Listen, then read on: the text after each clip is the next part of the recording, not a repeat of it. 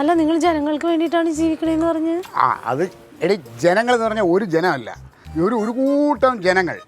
അതിൽ നമ്മളെ വോട്ട് ചെയ്ത് നമ്മളെ സപ്പോർട്ട് ചെയ്യുന്ന നമ്മളെ സ്നേഹിക്കുന്ന ഒരു വിഭാഗം ജനങ്ങൾ, നമ്മുടെ വേണ്ടപ്പെട്ട ജനങ്ങൾ. പിന്നെ നമുക്ക് വോട്ടൊന്നും ചെയ്യാതെ നമ്മളെപ്പോഴും കുറ്റം പറഞ്ഞ് കിടക്കുന്ന കൂറ ജനങ്ങൾ, അത് വേറൊരു സൈഡിൽ. അല്ല നമ്മൾ ഈ പറയുന്നത്, ഞാൻ ഇപ്പോൾ പറഞ്ഞത് ഈ ജനങ്ങളെ കാര്യമാണ്, നേരത്തെ പറഞ്ഞത് ഈ ജനങ്ങളെ കാര്യമാണ്. അത് മനസ്സിലാക്കിയാൽ കൊള്ളാം. ഈ വർത്താനം ഒരു രാഷ്ട്രീയ നേതാവിന് ചേർന്നതല്ല. ജനങ്ങളെ എങ്ങനെ രണ്ട് തട്ടി കാണരുത്, ജനങ്ങളെ ഒന്നായിട്ട് കാണണം. വോട്ട് ചെയ്യാത്തവരും വോട്ട് ചെയ്യുന്നവരും ഒരു പൊതുപ്രവർത്തനം ഒരേപോലെ.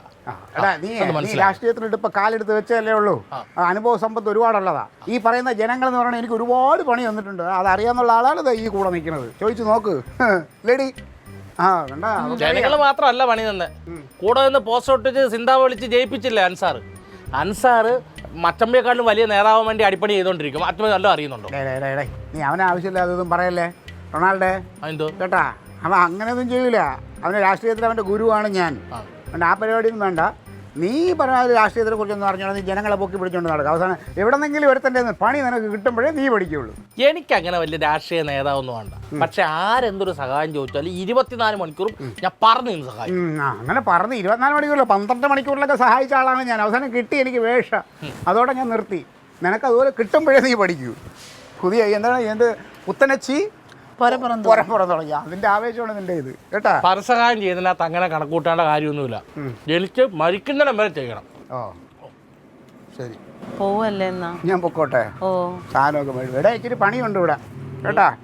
സാധനമൊക്കെ മേടിച്ചോണ്ട് കൊടുക്കും. തന്നെ പോയിക്കളെ അങ്ങനെയൊക്കെ പറയല്ലേ, നയത്തിൽ അതിനെ കൊണ്ട് ജയിപ്പിക്കാൻ പറ്റുള്ളൂ. അല്ല അവനിപ്പോ ഒരു ജോലി ചെയ്തോണ്ടിരിക്കുകയല്ലേ, ആ ജോലി കഴിയട്ടെ. നേതാവ് രാവിലെ എന്താ പരസഹായം? അല്ല രാവിലെ ബ്രേക്ക്ഫാസ്റ്റ് കഴിക്കാൻ എന്താ?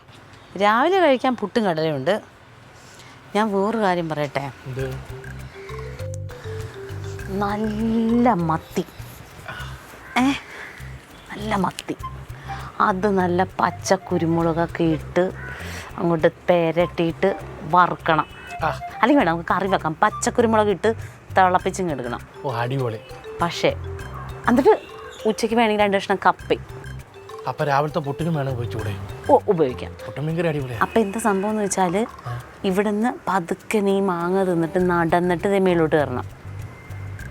എന്നിട്ട് വലത്തോട്ട് തിരിയുമ്പോൾ അവിടെ മാർക്കറ്റ് ഉണ്ടല്ലോ, അവിടെ നിന്ന് നല്ല പെടക്കണ ചാള പച്ചക്കുരുമുളകിട്ട് വെക്കാനുള്ളതാ. ഞാൻ നടന്നു പോയി ചാള മേടിച്ചോണ്ട് വന്നു.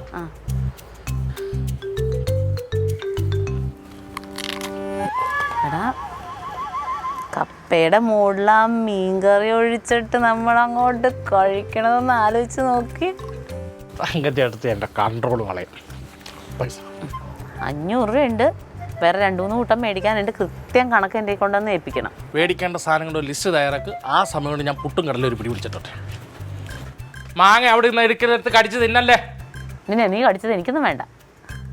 ഇടർക്ക പോകുക എന്നിട്ട് വേഗം കഴിക്കട്ടെ.